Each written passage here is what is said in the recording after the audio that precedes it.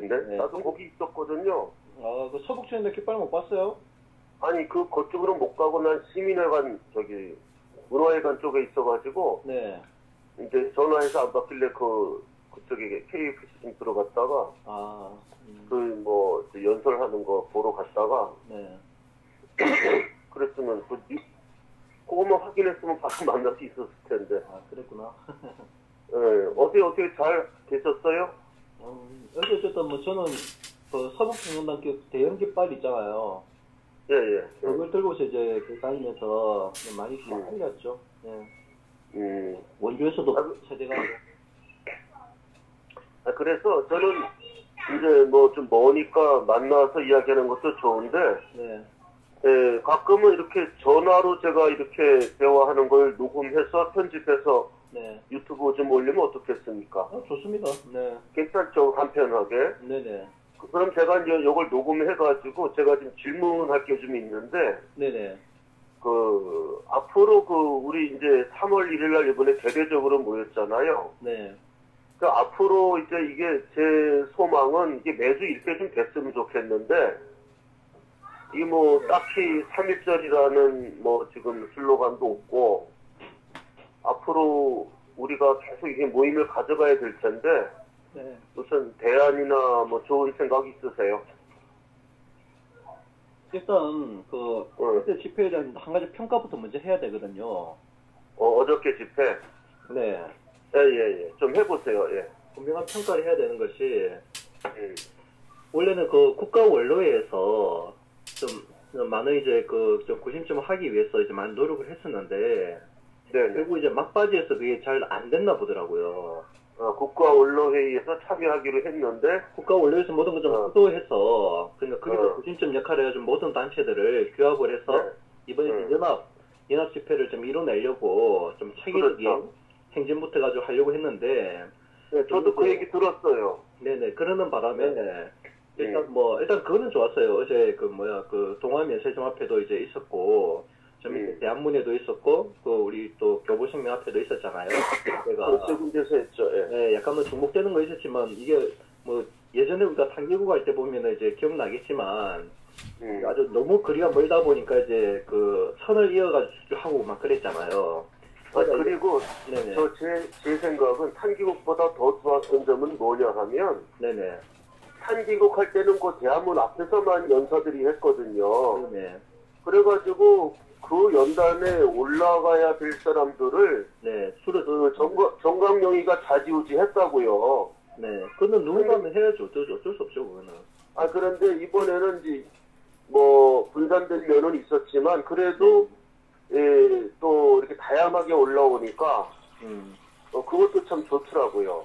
예, 이제 그거는 좋았어요. 그래서 그거는 이제 문제 삼는 게 아니고 이제는 이제 대한애국당 있지 않습니까? 네, 애국당. 대한애국당 이거는 제가 꼭 좀 얘기 좀 짚고 넘어가야 될 문제예요. 네. 대한애국당도 나중에 자기네들 어쩔 수 없이 장수를 광화문으로 옮기지 못하고 결국은 보위력을 고집을 했단 말이에요. 예. 고집하다 보니까 솔직히 단순히 그 문제가 아니고 전국에 있는 버스에서 이제 가지 않습니까? 전국에서.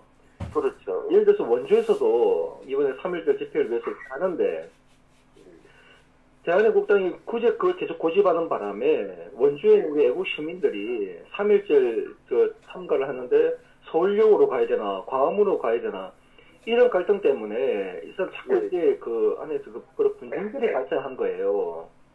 버스 배차도 따로 하고 장소도 따로 하고 이래 보니까 여기저기 눈치 보는 이런 진짜 참 표현할 수 없는 한마디로 좀 저는 미친 짓이라고 봐요. 이거는 개개인의 이해관계를 떠나서 대의를 봤어야 되는데 여기 있는 애국 시민들이 그런 문제로 게다가 또 저희 대해서 또 거짓말까지 막 이제 해가지고 그런 식으로 이제 거의 애국 동지들 일부를 또 그쪽으로 또 데려가고 하는 그런 과정에서 이제 많은 분들이 상처를 받았어요. 이런 심각한 문제가 있었고 그리고 자기네들이 약속하기를 분명히 거기서 이제 1차 일찍 한 다음에 3시까지는 이제 광화문으로 합류하기로 했거든요. 합류하기로 집회를 한 후에 네네. 광화문으로 합류하겠다. 네네. 분명히 그렇게 했는데 합류를 했으면 합류를 했어야죠. 그런데 그 사람들이 지금 행전하러 돌아와가지고 광화문 앞으로 왔는데 나는 거기 보니까 보이더라고요. 보이는데, 사실 그 대한애국당 그쪽에 참여한 사람들은 정말 소수입니다. 우리 그 전체 광화문하고 그 우리 대한문까지 모였던 우리 인파에 비하면은, 어쨌든 비교도 안 되는 소수인데, 그 소수 있기는 당연히 행진할 때 함께 합류할 줄 알았어요. 그런데 이 사람들 합류를 안 하고, 거기 광화문 바로 문 앞에 도로에다가 차를 세워놓고서 사람들 거기다 앉히만 바라면 우리 행진 경로를 막아버린 거예요. 행진 경로를 막아가지고 행진이 안 됐습니다, 솔직히. 오죽하면은 처음 1호차하고 버스가 나올 때 차가 나오려니까 길이 없으니까 인도 위로 차를 올려가지고 나오고, 사람들도 진짜 한 5줄밖에 못 쓰는 그 공간으로 인도로만 해가지고 건너왔는데, 그러다 보니까 많이 끊겨버렸죠. 너무 뒤에는 너무 많은데 사람들이. 대한민국 문 열어줄 생각도 안 하고 있지. 버티고 앉아가지고 오히려 그 행진에 참여한 사람들을 자기 쪽으로 몰려오니까 자기네 그 세력으로 이렇게 만들려고 했는지 몰라도 이건 진짜 매국적인 행위입니다. 그 문제는. 이거는 이제 분명히 내 책임 묻겠다고 했거든요. 분명히 대한애국당이 만약 3.1절만큼 3.1절에서 조사 또 다시 어떤 그 세과시나 분열의 행각 보인다면 그 모든 실체를 제가 드러내겠다 그럼 경고까지 했는데도 어제 그 일이 벌어졌어요. 그래서 내가 어디 현장에서 내가 서북청에 깃발 딱 들고 사람들이 안 나오니까 나 반대편을 가지고 강원거 올라갔는데 분명히 앞서간 차량이 안 나오는 거예요. 그래서 그쪽으로 가보니 그저 막혀있는 거야, 차가. 깜짝 놀랐어요. 나 근데 행진 경로를 바꿨나 싶었는데 그 나중에 인도 위로 차가 나오는 거예요, 인도 위로. 어떻게 그런 일을 할 수 있습니까? 그래서 일단은 그 대한애국당이 그는 반드시 그 책임을 물어줘야 되고 그 애국당 쪽에서 정말 정신 차려야 됩니다. 각성해야 되고 그러는 일부가 예를 들어서 이제 뭐 이번 6.13 지방선거 때 6.13 지방선거 때 그때 뭐 자기네들의 뭐 보수가 완전히 이번에 완전히 망해야지 정신 차릴 것 같다면서 네?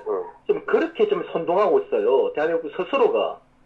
이거는요 뭐야 이거 네? 그 간첩 문재인 정권을 철저하게 돕고 있는 행위거든요. 아니 지방선거 우리는 아무런 준비도 안 하고 완전히 그 대패하게 된다면은 저놈들이 추진하고 있는 그 연방제 개헌 무슨 수로 막습니까? 국민들이 그 민주당 찍으면서 개헌제 찬성 던지지 민주당 찍으면서 반대 던지겠어요? 그렇죠. 이런 미친 짓을 하고 한마디로 저는 매국노 제시를 하고 있어요 지금 그들이. 이번 지방선거만큼은 반드시 우리가 애국 국민들이 그 해야 될 자세가 이번에 우리가 어떻게든 압승을 해야 돼요. 현재 상황에서는 절대 압승할 수 못하죠. 현재 상황에서는. 그래서 이제 이게 우리가 범국민적인 계몽운동이 필요하고 그리고 정치적으로는 자유한국당이 그래도 자유한국당 솔직히 저 사람 자꾸 착각하는 게 자유한국당은 홍준표 개인당이 아니거든요. 모두가 사실 아는 사실 아닙니까? 아니 그런데 네네. 조금 이제 어떻게 정리하는 걸로 조금 압축시켜서 정리를 먼저 하고 네네. 지금은 약간 그 6.13 지방선거 쪽으로 너무 이제 가면 네, 알겠습니다. 그러면 지니까 다시 그러면 3.1절 그 마무리를 주면은 일단 그 문제에서 이제 전혀 통제하고 되지 못했다는 거. 결국 국가 원로에서 이제 끝까지 이제 그 리드하지 못하고 막판에 2, 3일 전인가 그때 최종적으로 애국당까지 같이 협의를 했는데 그게 이제 그 안 됐나 봐요. 합의를 불발이 됐나 봐요. 그래서 어제 같은 이제 애국당이 그런 정말 이거는 지금 그런 행위가 발생했고 이런 것 때문에 사실 저는 이제 3.1절 이 계기가 한 가지의 가능성은 보여줬습니다. 가능성 아주 보여줬죠. 예. 특정한 단체가 아니었고, 특정한 어떤 조직력도 아니었고, 그렇죠. 그럼에도 불구하고 전국에 계신 모든 이제 뭐 연세 있는 분들 그리고 젊은 친구들은 많이 나왔더라고요. 많이 나왔어요. 네. 각자 개개인의 판단 하에 나라에 위기가 있구나. 그런 걸 보면서 스스로가 나온 사람들이 바로 그런 분들이에요 지금. 그렇죠.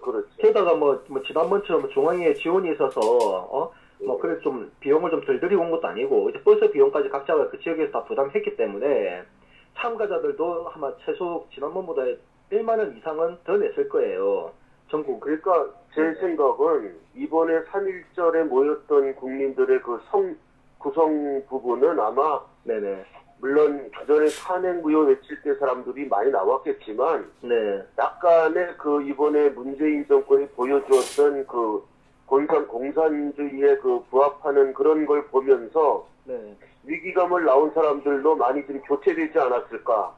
네. 그런 분들도 있죠. 그러니까 그때와는 조금 다른 사람들이 나왔을 수도 있다. 저는 그런 생각도 하거든요. 촛불 집회에 참여했던 이제 그런 일반 국민들 중에서도 그렇죠. 순수한 국민들이 많아요. 아, 그렇죠, 그렇죠. 예, 그놈들 거짓된 언론 왜곡이라든가 이런 데 쏘가서 있다가 결국 그렇게 문제를 하고 봤는데 이 자식이 완전히 대한민국을 망국으로 가는데 거칠 게 없거든요, 지금.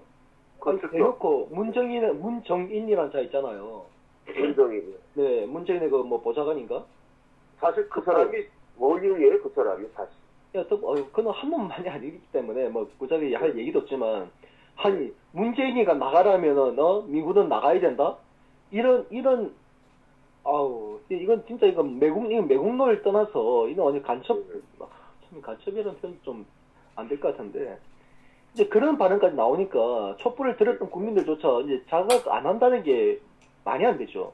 네? 그렇죠. 그래서 많은 이제 그런, 사람들이 좀 자각을 해서, 이건 아닌데, 그리고 박근혜 대통령이 결국 이제 당하는 그 모습을 보니까 그것도 너무나 이제 참남하고, 네? 그렇죠. 여성 대통령이라는 이유도 있겠지만, 그래도 이 새끼 언론이나 저놈들도 얘기하잖아. 대통령 하나도 한 푼도 받은 적이 없다.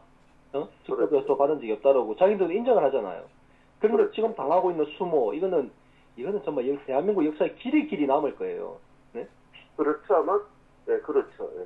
최대의, 네. 그래서 이제 그때 어제는 어쨌든 한 가지 희망을 받고, 그러니까 우리가 작년 3.1절 때 참여했던 사람들에서는 한 뭐 절반 정도 나왔다고 봐야 되고요. 뭐 아직 못 나오신 분들 더 많아요, 사실은. 우리 하나를 뭉치지 못해서.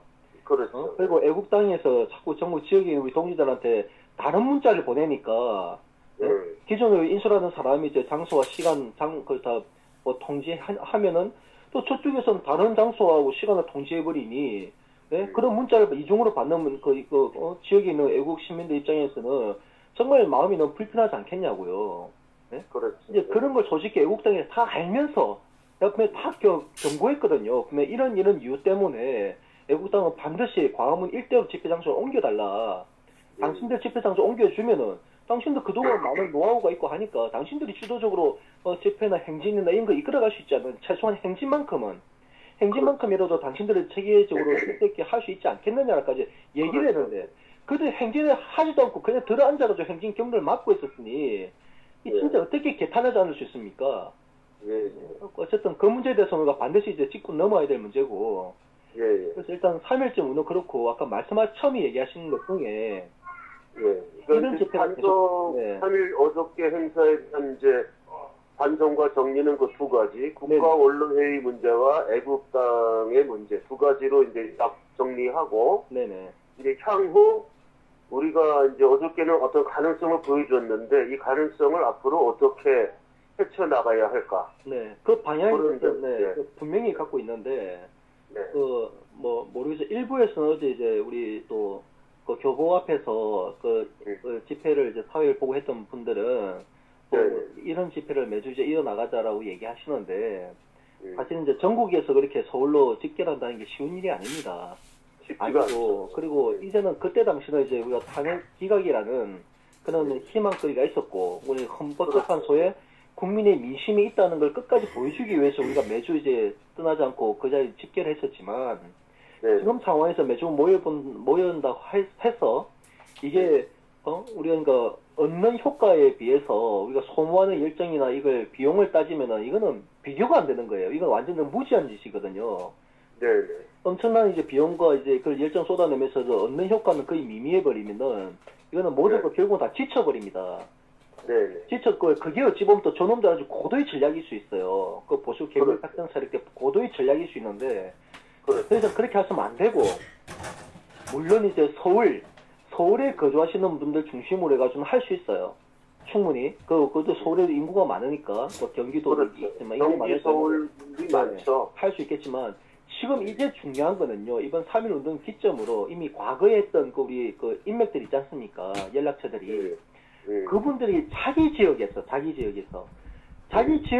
이제 움직여야 됩니다. 움직이는데, 일단은 자기 지역에서 이제 우리 그러니까 이웃이잖아요.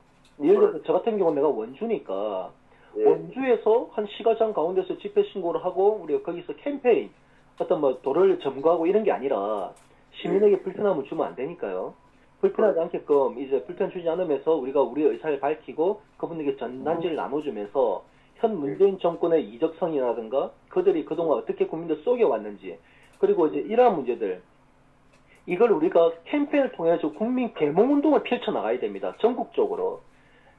이게 사실은 그렇게 하면서, 그러니까 우리가 일단, 우리 그 태극기 집회에 참여하신 분들이 그런 행동력이 있으니까, 그분들이 이런 일들을 하면서 또 한편으로는 지역에 많은 안보단체들 있잖아요. 안보단체나 또는 일본 우리 애국시민단체, 그리고 이제 종교단체, 이번에도 종교단체 많이 나왔잖아요. 많이 나왔죠. 자유민주주의 진영을 지키고자 가장 앞장설 수밖에 없는 게 종교단체입니다. 그들은 종교의 자유가 있었는데, 공산당 종교 자유 없잖아요. 그렇죠. 종교는 아편이라고 하는 놈들이 바로 그 놈들인데, 네? 철저히 탄압받을 게 종교인이란 말, 이건 기독교뿐만이 아니고 불교도 마찬가지거든요. 천주교도 마찬가지고. 그래서 모든 종교인들하고 종교인 단체하고, 그러니까 그 보수단체, 안보단체, 네? 이런 단체들 지역에서 연합체를 구성해야 됩니다. 연합체를. 그러니까 종교단체의 지역 연합체 구성. 그렇죠. 그러니까 네. 애국진영의 각 지역별 이제 연합체를 구성해서 이제 제가 구체적인 예를 들면은 원주 지역 같은 경우에도 이제 많은 YMCA부터 해가지고 많은 이제 단체들 많잖아요. 좌파 진영에. 그렇죠. 좌파 진영의 단체들이 원주 시민연대라고 원주 시민연대라고 해가지고 하나의 그 연합체 결성이 있어요. 이게 연대라는 그 모임이 있는데 거기에 모든 단체 다 들어가 있어요. 그러다 보니까 지역에 어떤 현안들이 발생하면 얘네들은 원주 시민연대 이름으로 입장을 발표하고 그렇게 한단 말이에요. 그러니까 이게 어떤 그 진보 진영의 그 입장만 나오는데 반면에 우리가 보수 진영이나 아니면 우파 진영의 어떤 이 입장들은 단체가 많으니까 언론에서도 어느 단체에다 이걸 물어봐야 될지도 괜히 여기만 물어봤다가 또 딴 데서 문제 나올 수도 있고 하니까 아예 묻지 않는 거예요. 그러니까 일방적인 좌파 신앙의 어떤 그 인식의 어떤 이런 의견이나 이런 거 기사만 나가버리고 하니까 시민들은 보이게 안 보이게 그들에 의해서 세뇌가 당하고 있다는 거죠. 그렇다면 우리도 원주 지역에서 각 안보단체와 종교단체하고 뜻을 같이 하는 그 애국시민단체가 다 연합체를 구성해서 연합체 이름은 간단합니다. 우리가 애국이니까 나라 사랑은 마음이잖아요. 나라 사랑 원주연합, 나라 사랑 춘천연합, 나라 사랑 대구연합 이런 식으로 그런 식으로 그냥 지역별로 독자적으로 만드는 거예요. 그렇게 해가지고 각 대표자들이 모여가지고 연합체를 결성하고 거기에 이제 어떤 그 교수진들이나 이 전문가들도 이제 영입을 해서 이런 서로가 이제 같이 협의를 하는 거니까 지역에 어떤 현안이 있다든가 뭐가 있으면은 거기서 한 목소리를 내주고 그러면 우리가 언론에서 만약에 일방적으로 우리 쪽을 배제하게 되면 우리가 항의하고 따지기가 얼마나 좋아요. 네? 그런 식으로 해가지고 지역의 어떤 여러 가지 여론이나 이런 부분들을 이걸 국민들이 이제 지역 시민들이 이제 이걸 받아들일 수 있는 걸 한쪽으로 치우치지 않게 양쪽의 주장들 들으면서 이거 한쪽 편향되지 않게 이걸 막을 수 있다는 거예요. 그 단체에서. 지역 연합의 네. 나라 사랑 단체를 우리가 연합을 만들어 가자. 네네, 그렇죠. 그 얘기죠. 네네. 그렇게 하게 되면 이번 지방선거에 앞서가지고 이제 그 연합체를 중심으로 해가지고 곳곳에 이거 단체들이 많으니까 그 안에는 안보단체 이사단체들이 있잖아요. 기존에 조직력이 갖고 있는 또 종교단체도 있고 다 조직 갖고 있는 단체들이 있기 때문에 여기서 동시다발적으로 움직이는 거예요. 주말에 토요일이나 이럴 때 그럴 때 이제 곳곳에서 이제 거리 서명도 받고 어쩔 때는 교회나 이런 데다 보면 또 젊은 청년들이 이제 또 할 수 있는 그 많은 그 재능들이 있는 애들이 많거든요. 그렇죠. 그런 것들 지역에서 할 수 있는 거예요. 지역에서. 그렇죠. 지역에서 거리를 달면서 지역 국민들을 계몽하는 거예요. 계몽하는 거. 계몽하는 거, 이것만이, 저 좌익 진영, 저 매국 진영에서 우리 국민들 철저히 속여왔던 그것을 우리가 깰 수가 있어요. 우리가 이것만 지방선거 전에 이런 운동만 실현이 된다면 이번 지방선거 반드시 압승합니다. 네? 그리고 그 자유한국당은 좀 바른미래당이 있잖아요. 그렇죠. 바른미래당이 그동안 안철수가 박지원이라는 그 간첩 그 세작한테 철저히 쏘가왔고, 철저히 이용당해왔거든요. 그렇죠. 안철수가 이번에 처절하게 느끼고 반성했을 겁니다. 그자가. 원래 그 사람 그래도 순수하게 그래도 나라를 위해서 보수 진보를 떠나가지고 나라를 위해서 이제 정치를 하고자 하는 이런 뜻을 가졌던 사람인데 박원순이한테 기방 쏘갔죠. 문재인이한테 쏘갔죠. 이제는 박지원이한테 또 철저히 이용당해가지고 그들이 아니 덜려리가 돼버렸지. 그동안. 그렇죠. 이걸 본인이 뼈저리게 경험한 거예요. 더 이상 저놈들은 그 양심도 없고 인간이라고 양심이라 생각하면 박원순이가 그런 말을 못할 텐데 그놈들 아니 진짜 짐승마도 못한 놈들이에요. 그 양심에 눈꽃만큼 없는 그런 목적을 위해서는 수단 방법을 안 가리지 않습니까? 예. 그 박원순은 시장될 때 어떻게 됐는지 아시잖아요. 그 거지 같은 놈이 나와가지고, 네? 안철수가 다 밑밥 다 깔아놓은 거 지가 그 주저앉은 거 아닙니까? 거기다가. 그렇죠. 그 정도로 이제 안철수가 양보까지 해주는데 그 자식 그 이후에 한 게 뭐가 있습니까? 안철수한테. 그거는 왜냐면 근본적으로 그놈들은 안철수가 자기네들 사상과는 맞지 않다는 건 지네들이 알고 있었어요. 처음부터. 알고 있었죠. 처음부터. 그냥 이용거리로는 필요하다 생각했죠. 그렇죠. 그 순진한 생각. 네? 그러니까 또 종북세를 그들고 사는데 우리 절대 순진한 생각 갖고 있으면 안 되면 100점 100패입니다. 철저히 이용당하니까 그놈들한테. 그러니까 이번에 안철수가 재보궐선거를 통해 가지고 이번에 본인이 뼈저리게 경험한 거예요. 결국 자신을 지지했던 유권자들은 그 진보 진영에 있는 문재인 따라가던 그들이 아니었다는 거. 그렇죠. 자신을 지지하면서도 결국 막판 가가지고는 그쪽으로 표가 쏠렸다는 거. 분산될까봐. 이런 선동에 이제 많이 답습된 거, 습관화되어 있는 유권자들은 결국은 문재인을 그대로 찍었단 말이에요. 그럼 결국 안철수를 찍었던 유권자의 거의 대부분은 보수 진영이었거든요. 보수가 분열되면서 분열된 표가 끌로 나갔단 말입니다. 이걸 본인이 이제 경험한 거예요. 자, 그렇다면은, 이번 지방선거에 지금 우리가 일부 국민들은 그래요. 그러니까 지나간 이야기를 복귀하는 거지만 저로서 복귀하라 그러면 네네. 만약에 지난번 대선에서 안철수가 네네. 안철수 박지원이 네네. 박지원이와의 연대가 약한 상태에 있었고 네. 지금처럼 안철수의 독보 행적이 좀 있었다면은 네. 아마 그 반문재인 세력의 정점으로 네. 안철수가 이렇게 좀 부상하면서 대선 구도를 바꿀 여지도 좀 있지 않았나 저는 그런 생각 좀 하거든요. 그러니까 박지원이라는 놈이 얼마나 야근 놈이고 얼마나 이게 그 능수능란한 놈인지, 네? 이게 우리가 정확하게 알아야 되는 게 그 자식도 이제 그걸 이제 감지한 거예요. 그때 당시에 반문연대라는 걸 통해서. 그 당시에도 보면은 안철수가 문재인 37%, 안철수 35%까지 따라잡은 경우가 있었잖아요. 그때. 그러니까요. 그런 상황이 되는데 해가지고. 그때 만약에 안철수가 박지원만 내쳤으면은 충분히 가능했을 거예요. 가능성이 있었죠. 그러니까 안철수가 그때 좀 더 영민했으면은 네. 나는 여기서 반문재인 연대의 이제 수장으로 내가 등장하겠다. 그러려면은 박지원이를 완전히 내쳐야 이 반문연대와 공산주의 여기 위협을 느끼는 보수 세력을 내가 다 끌어모을 수 있다는 판단을 안철수가 했었다면, 네. 그랬다면 그 대선 판도에도 많은 변화가 있었을 것이다고 저는 보고 있거든요. 맞아요. 안철수가 그때 당시에 사실은 박지원을 계속 견제해 왔어요. 견제해 와가지고 박지원이가 스스로 나가주기를 바라는 그런 순진한 마음, 네? 그걸 이제 친구 갖고 있었죠. 근데 박지원이가 어떤 놈인데 그걸 알고 있기 때문에 지가 그 상황에서 발 빼고 나와버리면 자존심 상한다고 나와버리면은 안철수가 결국 그쪽으로 붙게 되면 이미 지네들이 대선에 진다는 사실을 알고 있었기 때문에 박지원 그놈은 정말 대략이 능한 놈이에요. 그러니까 이놈이 지가 자존심 상함에도 불구하고 끝까지 붙어 있었던 거예요. 그 자식이. 그러니까 안철수가 이제 그때도 순진한 거죠. 스스로 나갈 때 모르는 거예요. 아직까지.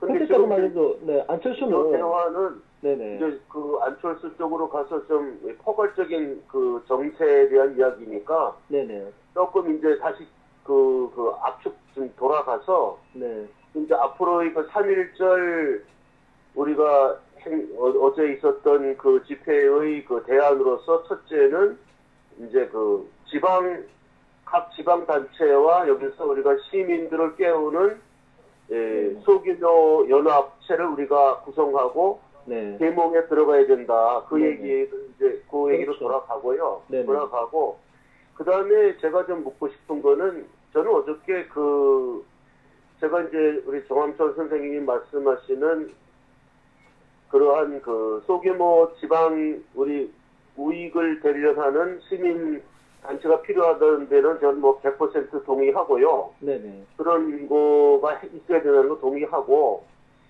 제가 어저께 집회에 나가서 느낀 건 뭐냐 하면, 네. 이러한 대규모 집회 또한 필요하다고 느꼈거든요.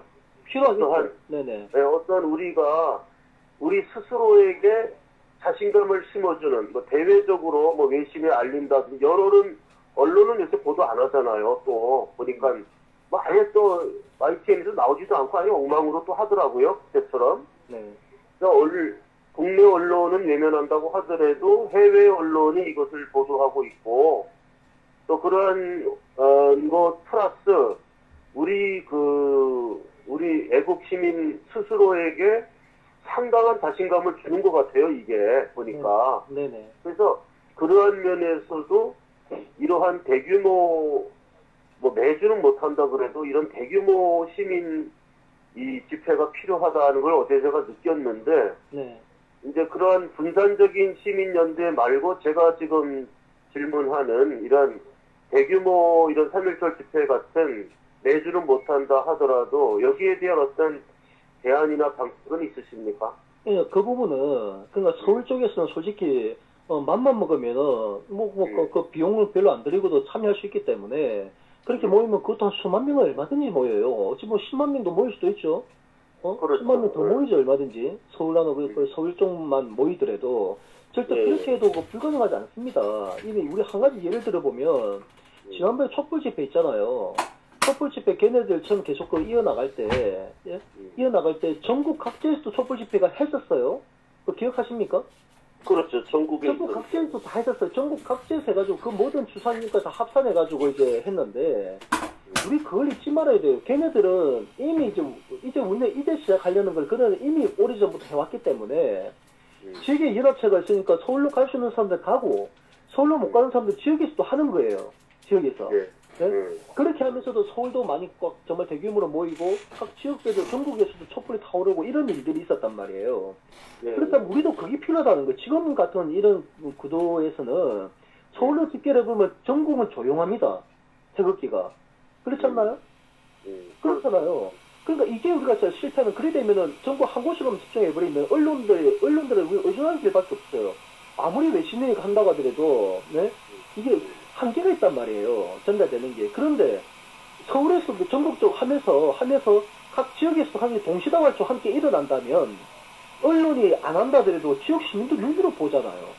전국에 있는 많은 이제 그 전국 각지에서 태극기 집회가 일어나니까 이거는 언론을 능가하는 겁니다. 그는 언론은 그냥 하나의 원래 전달 매개체일 뿐이지 그놈들한테 우리가 전하고자 하는 메시지를 우리가 그들에 의해서 좌지우지 되는 걸 그렇게 생각하면 절대 안 되거든요. 이미 우리가 한편으로 잘하고 있는 게 유튜브 방송이잖아요.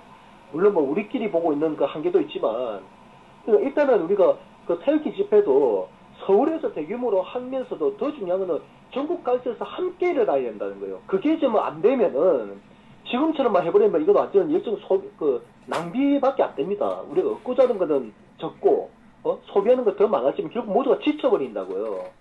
그렇죠. 그리고 그 인원 다수 대중에 있는 거는 서울 인근만 모여도 10만, 20만은 충분히 모일 수 있어요. 뭐 충분히 모이죠. 그래서 우리 전국 각지에 있는 이번 3.1절 계기로 또다시 그렇게 과거로 돌아가 버린다면 이거는 100점 100패입니다. 절대 뭐 우리가 좀 해야 되는 거는 국민들 계몽해야 돼요. 네? 문재인하고 쏟고 있는 그 철저하게 체계적으로 알려줘야 되는 거예요. 네? 언론이 타락시키고 있기 때문에. 그리고 언론도 우리 무조건 비난만 해야 될 것도 아니에요. 언론 노조에 한마디 그 졸개를 하고 있는데, 민노총 산하에 있는 언론 노조. 이런 실상들을 사실 직접적으로 언론 노조에 찾아가서 항의를 하고, 그 앞에서도 집회를 하고, 이걸 국민들 일깨워주면은 어느 정말 병신이 아니고서야, 민노총 졸개를 하고 있는 언론이 공정 언론을 합니다. 그 믿을 놈이 누가 있습니까? 네? 진짜 병신이 아니고서야. 국민들 그걸 모르고 있어요. 네?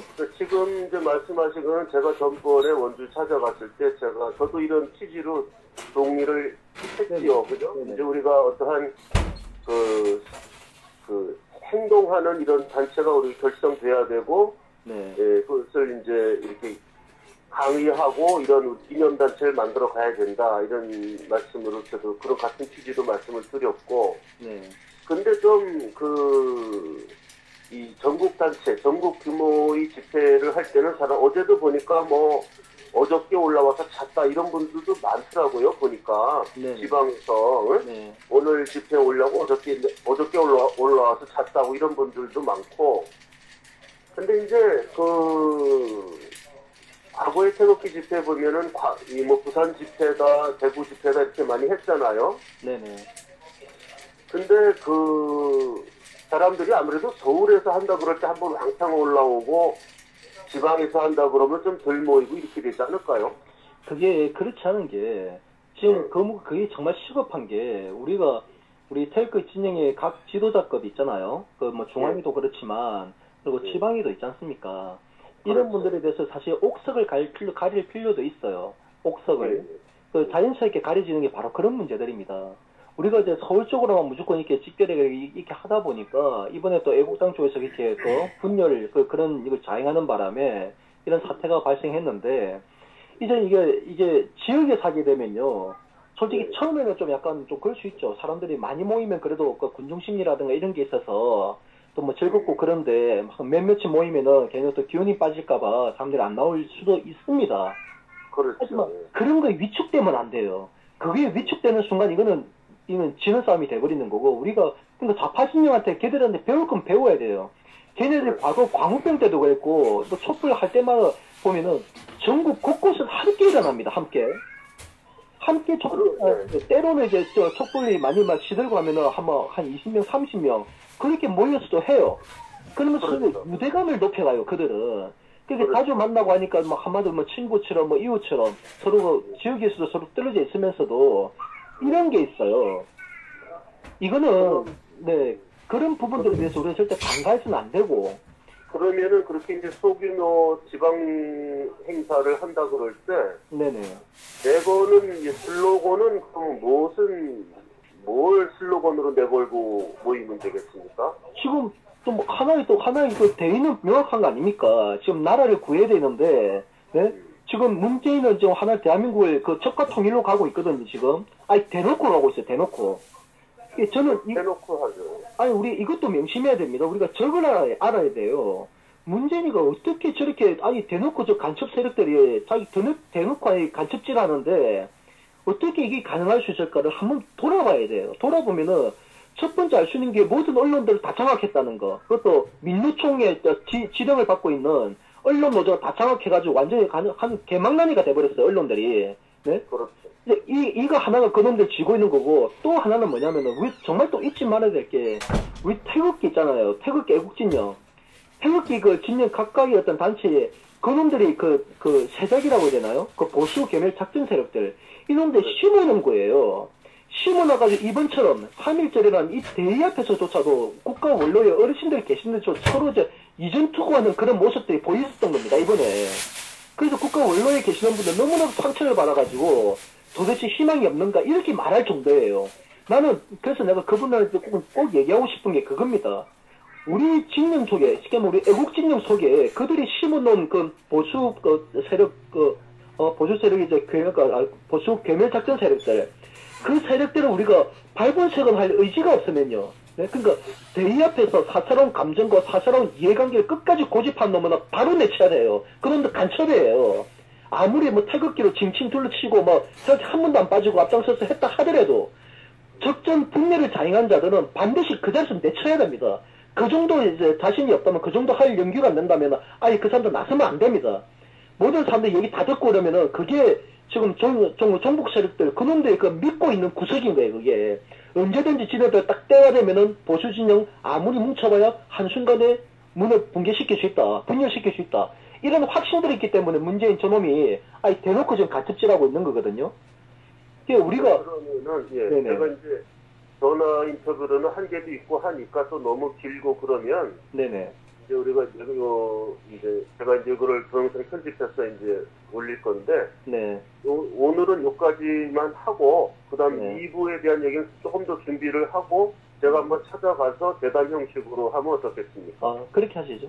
예, 그렇게 하겠습니다. 네, 잠깐 그러면 제가 한 가지만 좀 마무리 좀 할게요. 한 가지만. 마무리만 좀 해주세요. 네네. 아까 제가 이제 우리가 지역별로 다 캠페인을 하면서 이번에 6.13 지방선거를 반드시 압승을 해야만이 그리고 나라도 구하고 박근혜 대통령도 구할 수 있어요. 그래서 이제 그러기 위해서는 이번에 아까 제가 바른미래당에서 얘기했지만 자유한국당은 절대 홍준표 개인의 당이 아닙니다. 아니기 때문에 더 이상 홍준표 홍빠니 이런 발언들 그리고 홍빠니 조빠니 보수팔이니 앵벌이니 이런 용어들이 바로 저 보수 개멸 작전 세력들을 우리한테 심어놓은 사상들이에요. 이런 단어를 쓰는 거 정말 부끄러워야 돼요. 동지를 향해서 동지가 설령 뭔가 부족한 점이 있다고 해서 이런 용어를 쓰면서 보수 분열을 가중시키는 자들은 절대 적입니다. 네? 우리가 단호하게 그걸 명심하고 절대 그런 용어를 써서는 안 됩니다. 잘못된 건 잘못된 걸 그대로 지적해서 바로 잡으면 돼요. 그래서 저는 대한애국당이 저는 그 이번 지방선거만큼은 자유한국당과 바른미래당이 전략적인 제휴를 해야 됩니다. 네? 결국은 단일화 형태를 가가지고 이번에 그렇게 가야 되고 우리 새누리당이나 그 대한애국당은 그 과정에서 어떤 뭐 탄핵 세력이라든가 이놈들이 또 이번에 많이 복귀했잖아요. 이놈은 지네들 자기네들 지분을 달라고 하면서 그런 식으로 이제 민심과 역행해가지고 나오는 놈들이 있어요. 그런 놈들을 우리가 견제해야죠. 그런 놈들을. 그런 놈들 우리가 견제해가지고 그런 그 진짜 그 반역자들 전혀 반성하지 않고 있는 그 반역자들 반드시 우리가 차라리 낙선시키 나와요. 그런 놈들은. 낙선시키고 그래도 그나마 이제 필요한 이 사람들은 좀 괜찮겠다. 민심 있다. 그럼 우리가 적극 좀 밀어줘야 돼요. 그렇게 해가지고 이번 지방선거 반드시 앞선으로 갈 수 있는 전략으로 모든 애국 국민들 좀 힘을 모아주셨으면 합니다. 네, 그럼 이제 그 말씀은 제가 저번에 찾아가서 인터뷰했을 때, 네. 우리가 이제 제가 이제 이란의 호메이니를 비유로 들면서 이야기를 했잖아요. 네네. 우리는 그러한 그 마크 세력이 필요하다는 이야기와 좀 연결된다고 보고요. 네. 거기에 대한 우리가 해결 방안은 제가 한번 더 시간을 내서 한번 찾아가서 네네. 인터뷰하면서 우리가 저 2부를 또 진행하도록 하겠습니다. 네, 알겠습니다. 네, 그럼 오늘 전화 인터뷰는 여기까지만 마치고요. 네. 네, 다음에 또 연락드리겠습니다. 고맙습니다. 네, 감사합니다. 네, 네. 네.